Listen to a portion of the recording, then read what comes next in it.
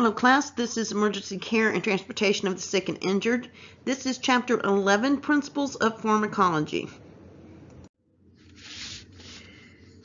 After you complete this chapter, you will understand the significance and characteristics of general pharmacology and will be able to identify, describe, and demonstrate the steps for assisting and/or administering medications carried by EMTs. For National EMS Education Standard Competencies, the biggest principles of pharmacology you need to know are medication safety and what kind of medications are used during an emergency. You also need to help with medication administration. You can help a patient self-administer medication. You can advise or assist in assisting medication with another rescuer or assist and administer medication to a patient.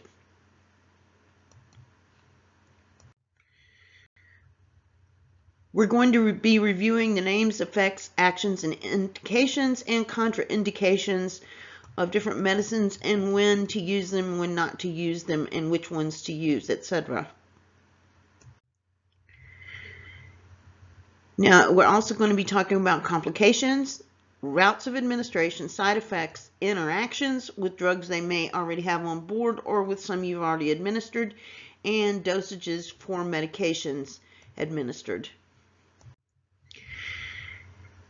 Medications are an important intervention available to use in EMT. Used appropriately, medications may alleviate pain and improve a patient's condition. Failure to administer medications safely and competently can lead to serious consequences for the patient, including death. As an EMT, you will administer medications, help patients self-administer medications, ask patients about medication use and allergies, report patient information to hospital personnel. It is essential that you have the knowledge and skills to administer or assist in administration of these medications. We're going to talk now about how medications work. And first, we're going to start with a couple of definitions. The first is pharmacology, which is the science of drugs, including their ingredients, preparation, uses, and actions on the body. Medication is a substance used to treat or prevent disease or relieve pain. Pharmacodynamics is the process by which medication works on the body. Different types of receptors are located throughout the body. These are sites on cells where medications or chemicals can bind and produce an effect. When medications are given, they bind to these sites and either stimulate the receptors to produce an effect or block the receptors to prevent other chemicals or medications from binding. A medication can either increase or decrease normal function of the body. An agonist is a medication that causes stimulation of receptors. An antagonist is a medication that binds to a receptor and blocks other medications or chemicals from attaching. A dose is the amount of medication that is given and depends on patient's weight, patient's age, and the desired action of the medication. Action is the therapeutic effect that a medication is expected to have on the body. It's also referred to as the desired effect or intended effect. And indicators are the reasons or conditions for which a particular medication is given. Contraindications are situations in which a medication would either harm the patient or have no positive effect. Absolute contraindications are situations in which a medication should never be given if the contraindication is present. Relative contraindication is a situation in which the benefit of administering the drug may outweigh the risks of side effects. And side effects are any action of a medication other than the desired ones. Unintended effects of side effects are effects that are undesirable, which pose little risk to the patient. Those are unintended effects. And untoward effects are effects that can be harmful to the patient. Now let's talk about some medication names. The generic name is a simple, clear, non-proprietary name. Generic names are not capitalized. Some medicines, like nitroglycerin, are often called by their generic name more than their trade name. The trade name is the brand name that a manufacturer gives to a drug. For example, Tylenol and Lasix. Trade names begin with a capital letter. One drug may often have more than one trade name because of multiple manufacturers. Prescription drugs are distributed only by pharmacists and require a physician's order. Over-the-counter or OTC drugs may be purchased directly without a prescription. Other kinds of drugs are recreational drugs like heroin or cocaine, herbal remedies, enhancement drugs, vitamin supplements. Any medication that a patient takes can be pharmacologically active and can cause an effect, so ask patients about any and all medications or drugs they're taking. It does include supplements. Routes of administration are enteral medications that enter the body through the digestive system. It's often in pill or liquid form, such as cough medicine, for example, and medications administered via this route tend to be absorbed slowly and are not commonly used in an emergency setting. Parenteral medications enter the body through some other means, often in liquid form administered through needles or syringes. These are absorbed more quickly and offer a more predictable and measurable response. Absorption is the process by which medications travel through body tissues to the bloodstream. Common routes of administration are PR, per rectum, which means by rectum. This is frequently used with children. It's easy to administer and provides reliable absorption. It's often used with medications for nausea and vomiting. Oral, which is PO, which means by mouth, enters the bloodstream through the digestive system. Can take as long as 1 hour for absorption to occur. The pros of this are that it's non-invasive, less expensive than parenteral medications or routes. The cons are that it's unpredictable because not all medication absorbs correctly. Absorption can be affected by upset stomach or diarrhea. Then you have also orally disintegrating tablets or ODTs. Those are put directly onto the tongue where they dissolve. Intravenous or IV injection, which means of course into the vein, is the fastest delivery but cannot be used for all medications. Intraosseous injections are into the bone. This reaches the bloodstream through the bone marrow. It requires drilling a needle into the outer layer of bone. This is painful and is often reserved for patients who are unconscious as a result of cardiac arrest or extreme shock. It's often used for children who have less available or difficult to access IV sites. Subcutaneous, SC, SQ, or SubQ, it is abbreviated all three ways. Injection or subcutaneous injection means beneath the skin. The injection goes into the fatty tissue between the skin and muscle. Because there's less blood in these tissues than the muscles, SC medications are generally absorbed more slowly and have longer lasting effects. Some examples are daily insulin injections, some forms of epinephrine. Intramuscular or IM injection, which means of course into the muscle. It is usually absorbed quickly, but not all medications can be administered by IM route. Some examples are the EpiPen autoinjector, Mark I autoinjector. Some possible problems are damage to muscle tissue, uneven, unreliable absorption, especially in people with decreased tissue perfusion or who are in shock. Inhalation is breathed into the lungs, absorbed into the bloodstream quickly. This minimizes the effects of medication in other body tissues. Some forms are aerosols, fine powders, and sprays. Sublingual, which means under the tongue, enters through the oral mucosa under the tongue and is absorbed into the bloodstream within minutes. This is faster than the straight oral route and prevents medications and chemicals in the digestive system from attacking the effects of the medication.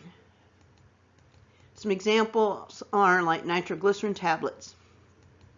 Then you have subtranscutaneous or transdermal, which means through the skin. It's applied as a patch to the skin. It's longer lasting effect than other routes. Some examples are nicotine patch or nitroglycerin patch. Intranasal or IN is a relatively new format for delivery of medication. The medication is pushed through a mucosal atomizer device, or an MAD, that aerosolizes the liquid for delivery into the nostril. Liquid medication is aerosolized and administered into the nostril and provides quick absorption. Some examples are flu vaccine or naloxone. This table lists common routes of medication administration and rates of absorption. The form of a medication usually dictates the route of administration. For example, a tablet or spray cannot be given through a needle. The manufacturer chooses the form to ensure proper route of administration and timing of the medications released into the bloodstream, the effects on the target organs or body systems. Basic medication forms are tablets and capsules, solutions and suspensions, metered dose inhalers, topical medications, transcutaneous medications, gels, and gases for inhalation. With tablets and capsules, most medications given by mouth are in tablet or capsule form. Capsules are gelatin shells filled with powder or liquid medication. Tablets often contain other materials that are mixed with the medication and compressed. A medication that must be swallowed and digested provides a slower route of delivery and is less useful in an emergency. Solutions and suspensions. A solution is a liquid mixture of one or more substances that cannot be separated simply. A solution can be given almost by any route. When given by mouth, solutions may be absorbed from the stomach fairly quickly because the medication is already dissolved. Many solutions can be given as IV, IM, or SC injection. A suspension is a mixture of finely ground particles that are distributed evenly through a liquid by shaking or stirring, but do not dissolve.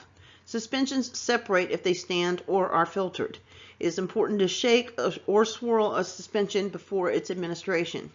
Usually it's administered by mouth, such as an antibiotic for pediatric patient or activated charcoal. Occasionally it's given rectally or applied directly to the skin, such as calamine lotion. It may be given via IM or SC injection, like hormone shots or vaccinations. Metered dose inhalers are liquids or solids that are broken into small enough droplets or particles that they may be inhaled.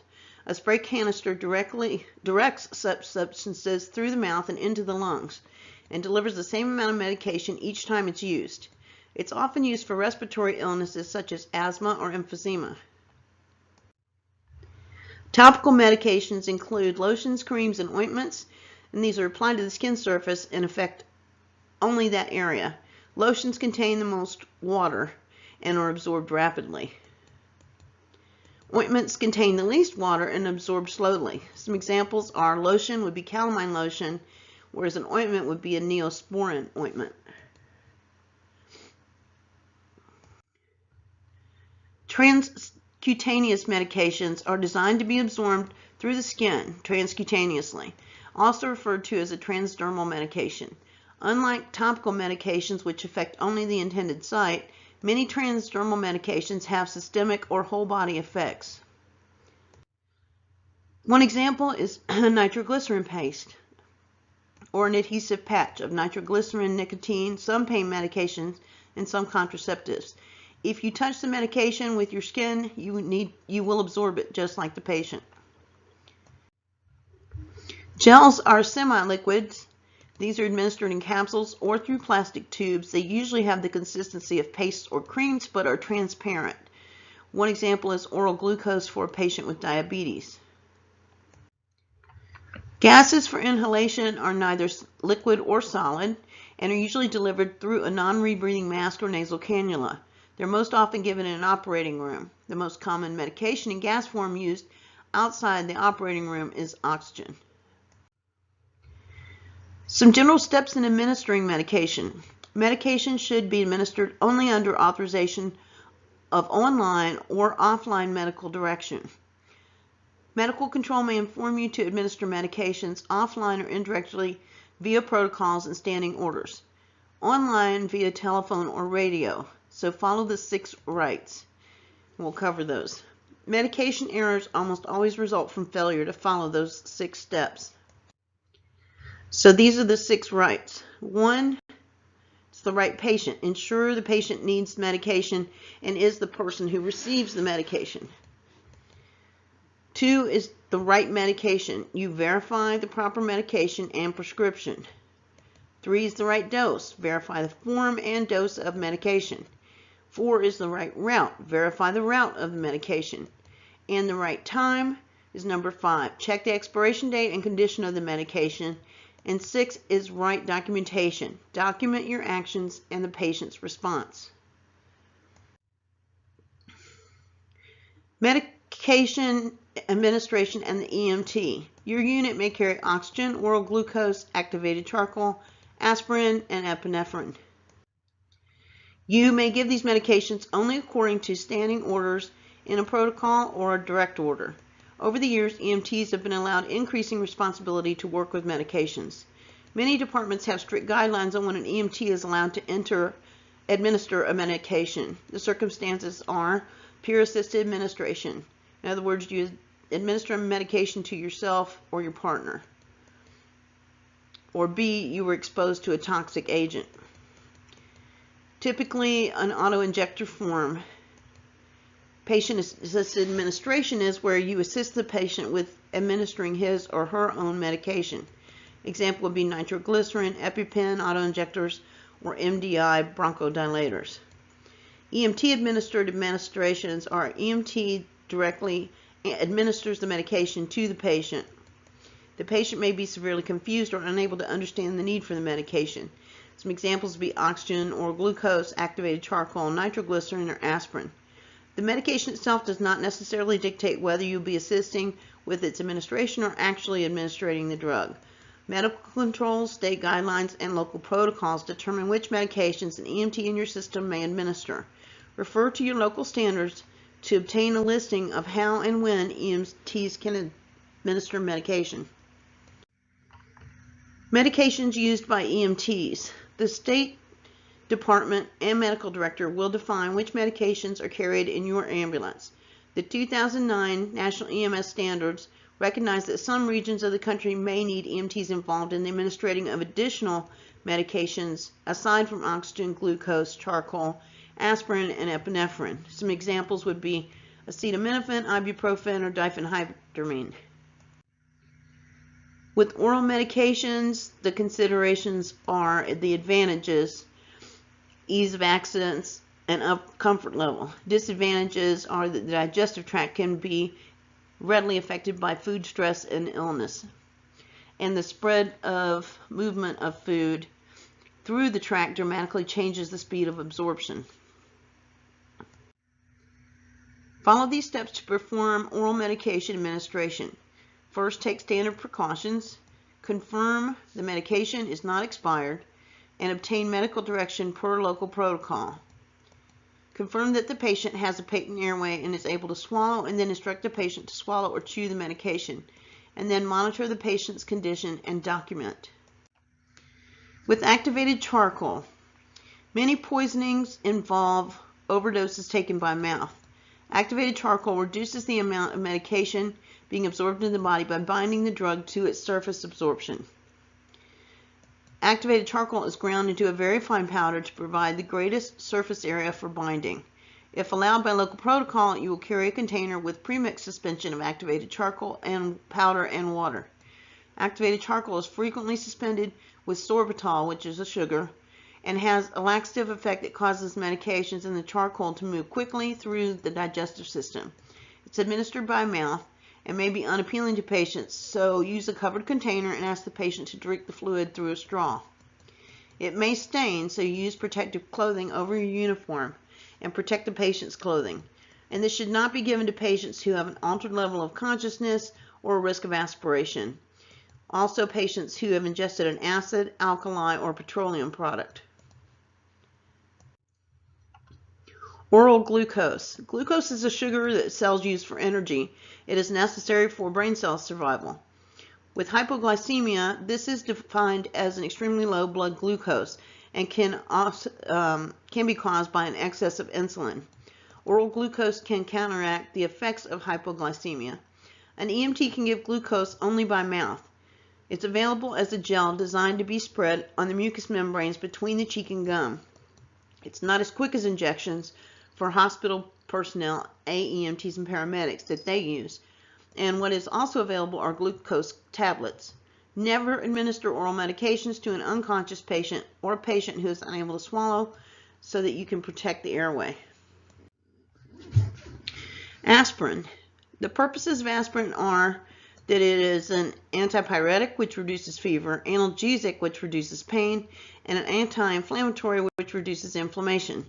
It inhibits platelet aggregation, which is clumping, which is useful during a potential heart attack. Contraindications are hypersensitivity to aspirin or pre-existing liver damage, bleeding disorders, and asthma.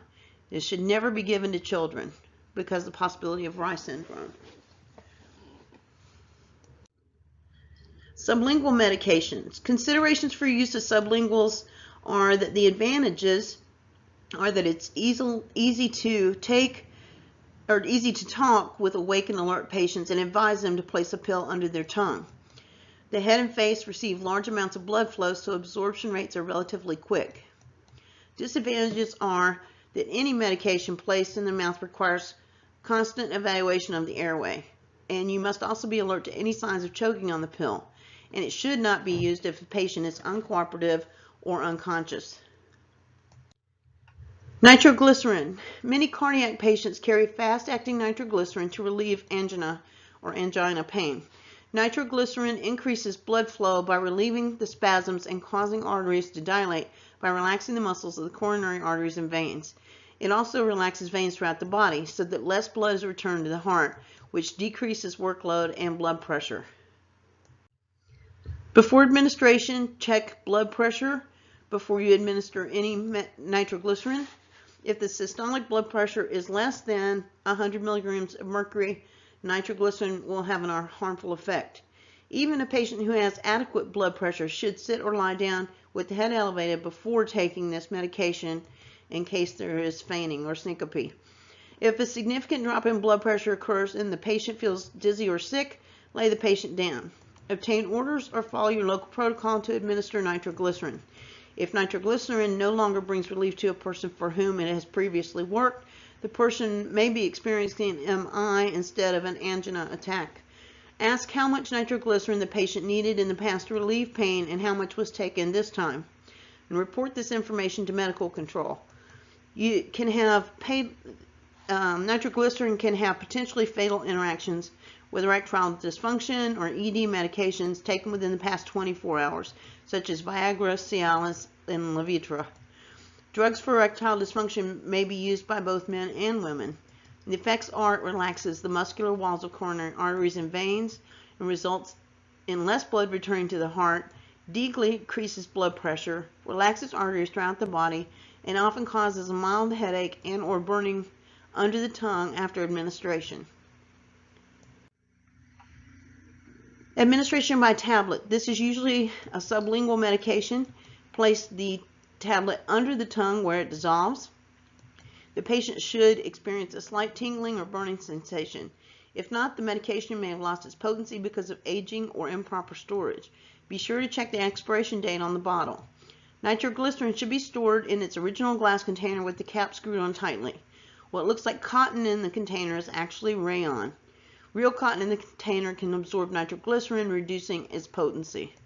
Do not place other medications in the container. Avoid exposure to light, heat, or air. Note any drug concerns or drug storage concerns in the patient's medical history. And administration by metered dose spray of nitroglycerin are deposits medication on or under the tongue. One spray equals one tablet, and do not use a spacer with a metered dose canister. Administration considerations for tablet and spray of nitroglycerin are to wait 5 minutes for a response before repeating the dose. Closely monitor the patient's vital signs, particularly the blood pressure, and give repeated doses per medical control and or local protocol.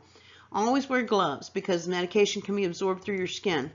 Reconfirm that the medication is still indicated for the patient, and know and understand your local protocols. Intramuscular medications. Considerations are the following. Advantages are that it provides quick and easy access to the circulatory system without a need for placing a needle into the vein. And blood flow to the muscle is relatively stable even during circumstances of severe illness or injury. Disadvantages are that there's use of a needle and subsequent pain. Patients may fear pain or injury. With epinephrine or adrenaline, is the main hormone that controls the body's fight or flight response. A primary medication that an EMT will deliver IM, and it is sympathomimetic, and in other words, it mimics the effect of the sympathetic nervous system. Released inside the body when there is sudden stress, and it's also known as adrenaline. The effects are that it increases heart rate, constricts blood flow or blood vessels, causing increased blood pressure, and dilates passages in the lungs, eases breathing problems and asthma or allergic reactions, and it may maintain blood pressure and an allergic reaction. It should not be given patients who have hypertension, are experiencing hypothermia, experiencing MI, or do not show signs of wheezing or airway obstruction due to an allergic reaction. Administering epinephrine by injection, which is permitted in some states, is used to treat life-threatening anaphylaxis. To treat life-threatening anaphylaxis, the result of life-threatening anaphylaxis can come from insect venoms or other allergens that cause the body to over-release histamine. Over-release of histamine may reduce blood pressure, cause wheezing from bronchial spasms and swelling of the airway tissues, which is edema, may make it difficult for the patient to breathe. Epinephrine acts as a specific antidote to reverse the effects of histamines by constricting the blood vessels, allowing blood pressure to rise, reducing swelling, and it also is dilation of the air passages to increase flow of air. Epinephrine may be dispensed from an auto-injector and automatically delivers a preset amount of the medication, which is usually 0.3 micrograms or milligrams, 0.3 milligrams. And the side effects are that it causes a burning sensation where it's injected, increases heart rate. Some services do not permit EMTs to carry epinephrine, but do allow them to assist patients in administering their own epinephrine. Now with naloxone, you want to administer, if you're administering naloxone by injection, it's used to reverse the effects of opioid overdose, and it can be administered by family members or caregivers to help reverse dangerous side effects of opioid overdose, such as life-threatening respiratory depression. The important considerations are that you need to consult medical direction to determine if EMTs are allowed to administer naloxone in your region. Always follow the local protocol and its means of administering it to the patient. Consider requesting ALS assistance and find out if naloxone has been administered by a bystander prior to your arrival. The effects of naloxone may not last as long as those of opioids, so repeat doses may be necessary, and it can cause severe withdrawal symptoms, including seizures and cardiac arrest. So consider your safety, as the patients may become violent following naloxone administration. Begin administering naloxone in increments of 0.4 milligrams, then gradually increase based on the patient's response or lack thereof. Intranasal medications. If you're injecting naloxone through intranasal, not all EMS departments use naloxone autoinjectors due to their expense. So the most common technique for naloxone administration is via the intranasal route. Other common routes of administration include intravenous and intramuscular. The same considerations listed for administering injectable naloxone apply when administering naloxone in any other form. The steps to administer the medication intranasally are obtain medical direction per the local protocol, confirm the correct medication and expiration date, and attempt to determine if the patient is allergic to any medications. Prepare the medication and attach the atomizer. Never use a needle. Place the atomizer in one nostril, pointing up and slightly outward. Administer a half dose, which is 1 milliliter maximum, into each nostril. Reassess the patient and document appropriately. If you do not have naloxone available, note that BVM ventilations provide necessary treatment to opioid overdose patients until definitive care can be reached. Now for inhalation medications, your one you're going to carry is oxygen, and it is by far the most commonly administered medication in a pre-hospital setting. All cells, especially those in the heart and brain, need oxygen to function properly. So oxygen should be administered when a patient is not breathing or they're having trouble getting air. It's generally administered via a non-rebreathing mask at 10 to 15 liters per minute. This is the preferred method and can provide up to 90% inspired oxygen. It can also be administered via nasal cannula at 2 to 6 liters per minute for patients who cannot tolerate a non-rebreathing mask. Oxygen flows through two small tube-like prongs in a nasal cannula that fit into the patient's nostril and can provide up to 44% inspired oxygen if the flow meter is set at 6 liters per minute. It must also provide artificial ventilations if the patient is not breathing, using a BVM at least 15 liters per minute. Ensure that there are no open flames, lit cigarettes, or sparks in the area in which you are administering oxygen. Metered dose inhalers and nebulizers. These are used to administer liquid medications that have been turned into a fine mist by flow of air or oxygen. The medication is atomized, breathed into the lungs, and delivered to the alveoli. Advantages are that the blood flow to the alveoli is very high, and absorption rates are close to those found with IV medications. It's fast and relatively easy route to access, and is commonly used because of convenience and portability. Disadvantages are that the patient needs to be cooperative and be able to control their own breathing. Cannot be used for an unconscious patient. An EMT should use a nebulizer for severe problems.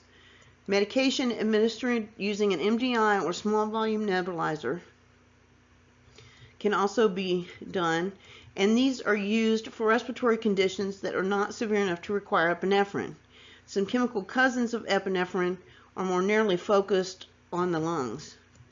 These are delivered with an MDI or SVN. An MDI requires a great deal of coordination to administer, and it may be difficult to achieve when a person is having trouble breathing.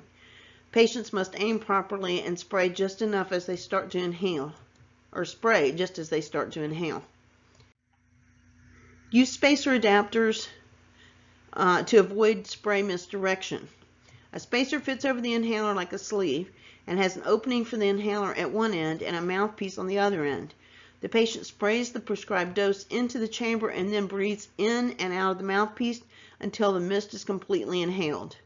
Spacer devices are especially useful with young children who have difficulty experiencing use with an MDI. SVNs are much easier to use than MDIs. They do take longer to deliver the medication, require an external air or oxygen source. An SVN can be more effective than an MDI in patients with moderate to severe respiratory distress, and it can be used while the patient is on CPAP and during BVM ventilation as well. It can easily be placed into a non-rebreathing mask. And assisting a patient with an SVN, make sure you get medical direction per local protocol, confirm the correct medication and expiration date, confirm the patient is not allergic to the medication, add the appropriate medication, and close the nebulizer reservoir and assemble the device according to the manufacturer's instructions. Connect the nebulizer machine or oxygen tank at 6 to 8 liters per minute. Place the nebulizer in the patient's mouth and instruct the patient to breathe until the medication is gone, which is usually about 5 minutes. Reassess the patient and document appropriately. Some patients use quote-unquote rescue inhaler MDIs to relieve bronchial spasms quickly. Some examples are Primatene Mist, Bronitine Mist, Broncaid Mist. These are cousins of epinephrine that produce fewer side effects. They act more specifically than epinephrine on the on the bronchi of the lungs, causing dilation with lesser effect on the heart. Some examples are metroaprinon, which is Alpuent or Metropel, albuterol, which is Proventil or Ventolin, and respiratory patients may also use a maintenance or control inhaler. These are slow-acting and meant to be taken regularly, and they're not useful for a patient suffering acute respiratory distress. Some examples of those would be like Flovent Discus or Pulmicort Asmanex or Qvar, Alesco, and these patients may be prescribed several types of MDIs at once. There are dozens of different MDIs available, and the only medication that will be effective during an acute attack of shortness of breath will be a fast-acting rescue inhaler like albuterol, which is Proventil or Ventolin. Make sure you always have the right medication for a patient with acute respiratory distress. Patient assessment includes finding out which medications the patient is currently taking. This information may provide vital clues to the patient's condition. It may help guide your treatment and may be extremely useful to the emergency department physician. It can also help you determine a chronic or underlying condition when a patient is unable to relate his or her medical history. Discover what the patient takes and transport the medications or a list of them with the patient to the emergency department.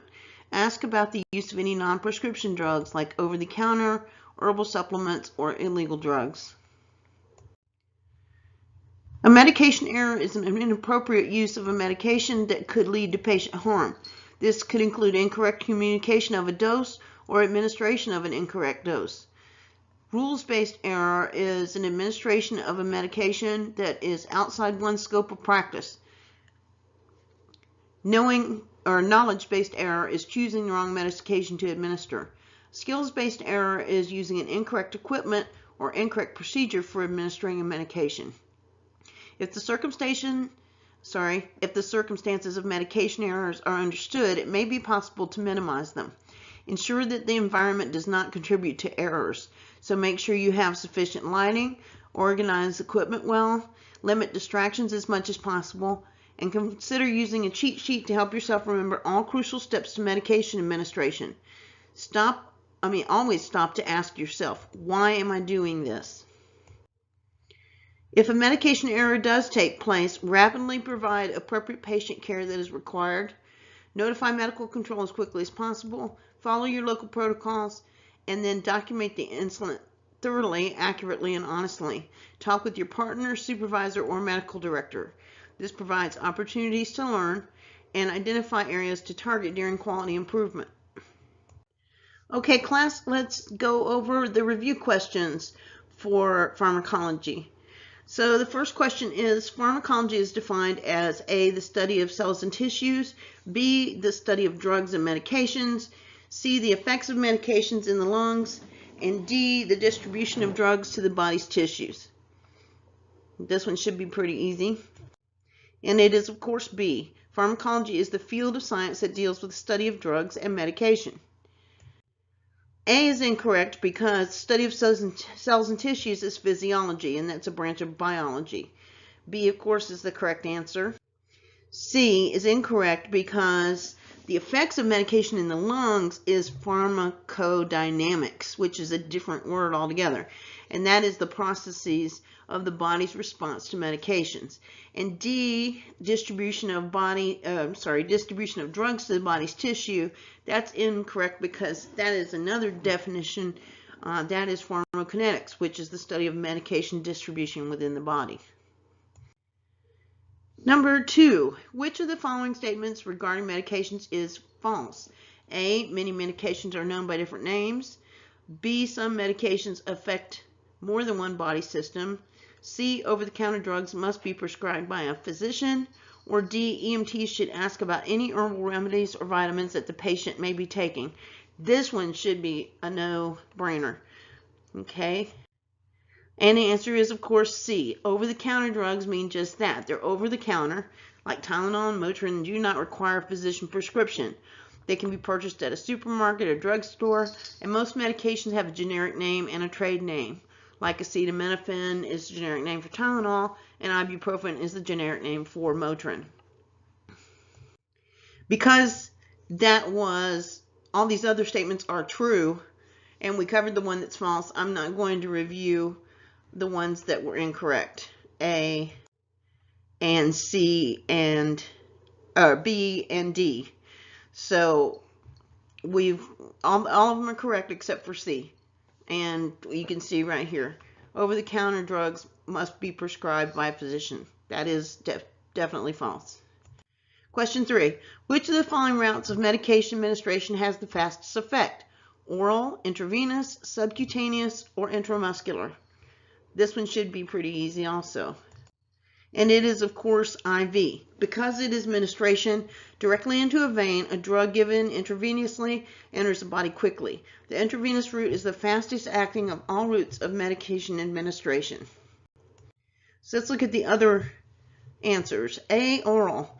The medication must be absorbed through the mucous membranes first to get to the circulatory system. So that's not the fastest, although it is faster than some. Intravenous is, of course, the correct answer. Subcutaneous, that's incorrect because medication must pass through layers of skin before reaching the circulatory system. Because remember, the fatty layer of skin doesn't have very many blood vessels in it. And then intramuscular is the medication needs to travel through the entire circulatory system. It's not as quick as IV. Number 4, when administered to a patient, a metered dose inhaler, or an MDI, will A, deliver the same dose each time it's administered, B, be ineffective when given to patients with asthma, C, deliver a different dose each time it's administered, or D, be delivered to the lungs over a period of 6 to 8 hours. Let's look at the correct answer. And it is A. The metered dose inhaler, MDI, delivers the same dose of medication each time it's used. Drugs given via the MDI act very quickly and are commonly prescribed for patients with asthma, emphysema, and other airway diseases. Let's look at our incorrect answers. When administered to a patient, a metered dose inhaler will be ineffective when given to patients with asthma. Yeah, this is incorrect because an inhaler is usually provided, a different kind of inhaler is usually prescribed for patients with asthma. It's more of a, use as you need it rather than metered dose. C, deliver a different dose each time it's administered. Well, if it's metered, it can't give you anything but the dose that it's metered to. So C is incorrect. And D, be delivered to the lungs over a period of 6 to 8 hours. And that is incorrect because the medication is delivered straight to the lungs almost immediately because it's inhaled. Number 5, you are managing a 62-year-old woman who complains of crushing chest pain. Her blood pressure is 84/64 millimeters of mercury, and her heart rate is 110 beats per minute. Medical control advises you to assist her in taking prescribed nitroglycerin. After receiving this order, you should A, reassess the patient's heart rate and then assist with nitroglycerin. B, repeat the patient's blood pressure to the physician and confirm the order. C, wait 10 minutes, reassess the blood pressure, then give the nitroglycerin. Or D, administer the nitroglycerin to the patient and then reassess her blood pressure. If you are reading this carefully, you'll get this one correct without terribly much effort. And it is B. Nitroglycerin is a vasodilator and lowers blood pressure. Therefore, it should not be given to patients with a systolic blood pressure less than 100 millimeters of mercury. If you receive an order to give nitroglycerin to a patient with a systolic BP of less than 100 millimeters of mercury, you should ensure that the physician is aware of the patient's BP and reaffirm the order. So let's look at the incorrect answers. You're managing a 62-year-old woman who complains of crushing chest pain. Her blood pressure is 84/64 and her heart rate is 110. Medical control advises you to assist her in taking her prescribed nitroglycerin. After receiving this order, you should, let's look at A, reassess the patient's heart rate, then assist with nitroglycerin. No. Administration of nitroglycerin is based on blood pressure, not on the heart rate. B, because her blood pressure is so low, you want to repeat that blood pressure to the physician and confirm the order, because at that point, it's on him, not you.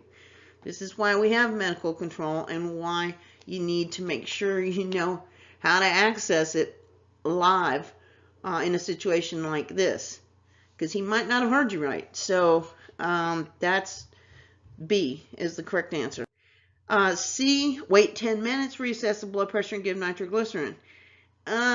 No. You need to also make sure that the physician's aware of the blood pressure and reconfirm the order. Waiting 10 minutes with somebody whose blood pressure is that low with a heart rate that high could have catastrophic results. And D, administer the nitroglycerin to the patient, then reassess her blood pressure.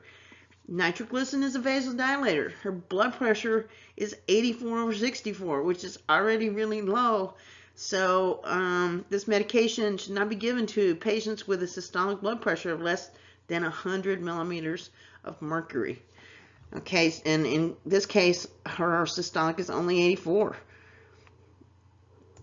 Okay, 6. Activated charcoal is indicated for patients who have ingested certain drugs and toxins because it A, acts as a direct reversal agent for most medications, B, induces vomiting before the chemical can be digested, C, detoxifies the drug before it can cause harm to the patient, or B, binds chemicals in the stomach and delays absorption. This one should be pretty easy too.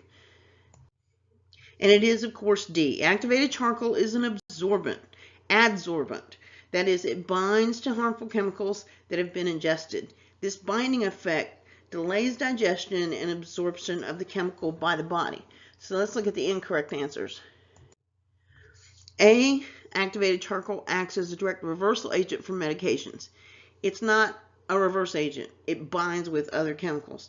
B, so A is incorrect. B, induces vomiting before the chemical can be digested. This is not the medication to induce vomiting.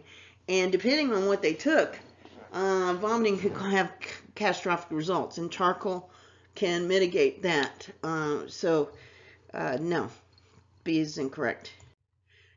C, detoxifies the drug before it causes harm to the patient.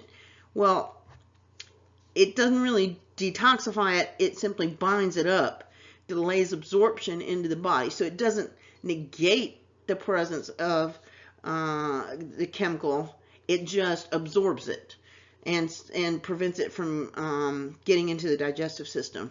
And then, of course, D is the correct answer. 7. With regard to pharmacology, the term action refers to A, the ability of a drug to cause harm, B, the ability of a drug to produce side effects, C, the amount of time it will take the drug to work, or D, the expected effect of a drug on a patient's body. This one should be straightforward also. And it is, of course, D. As it applies to pharmacology, the term action refers to the effect that a drug is expected to have on a patient's body. Prior to administering any drug, the EMT must be aware of its action or actions on the body. So let's look at our incorrect answers. A, the ability of a drug to cause harm. That's not the definition of action. That's the definition of contraindication. B, the ability of a drug to produce side effects. That is not correct because this is any action of a medication other than the desired ones. C, the amount of time it will take the drug to work.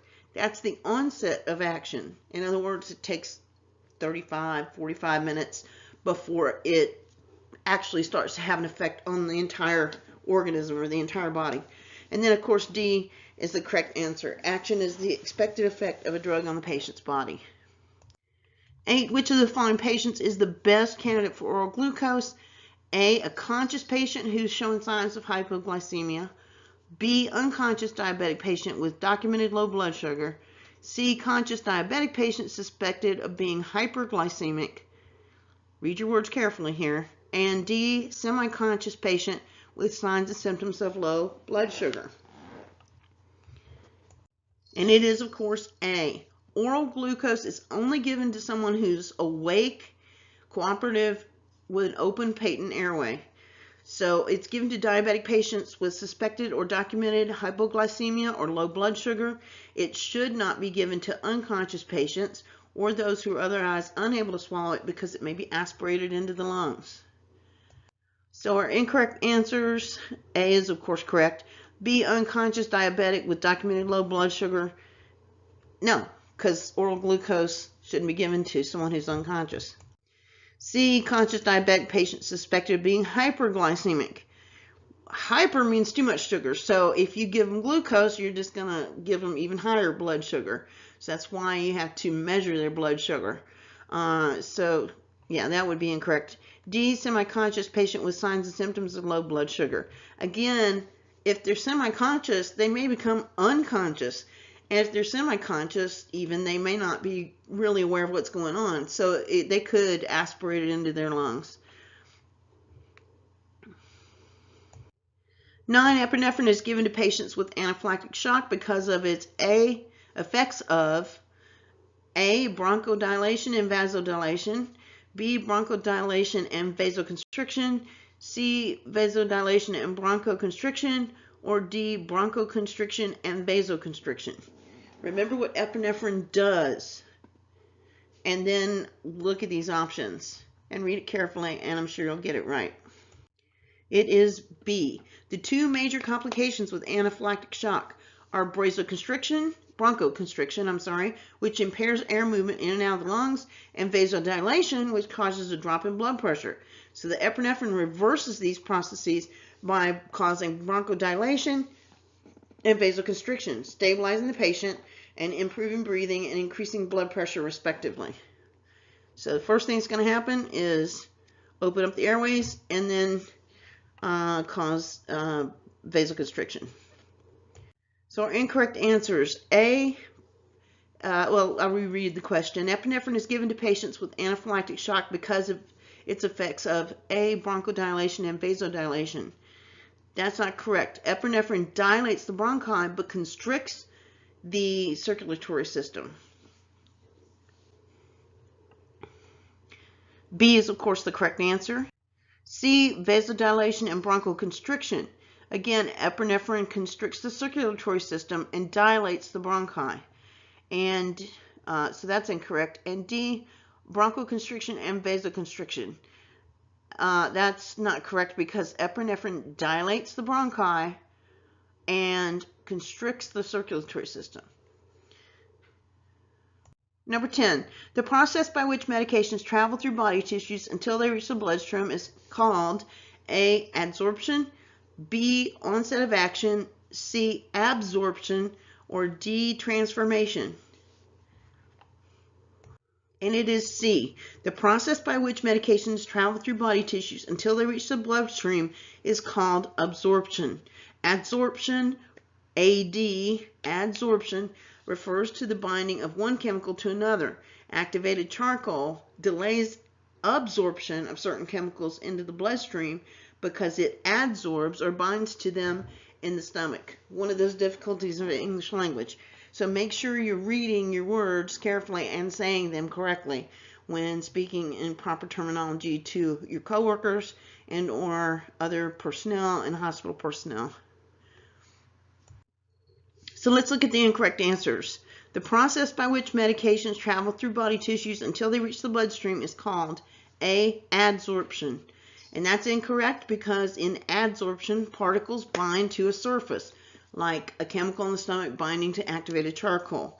B, onset of action. That's incorrect because onset of action is the time that it takes for a medication to start doing what it is prescribed for, and we just covered that a couple questions ago. C, absorption, and with an AB, and that's the correct answer. That's the process by which medications travel through tissues until they reach the bloodstream. And then D, transformation. That's incorrect because it has nothing to do with medication administration whatsoever.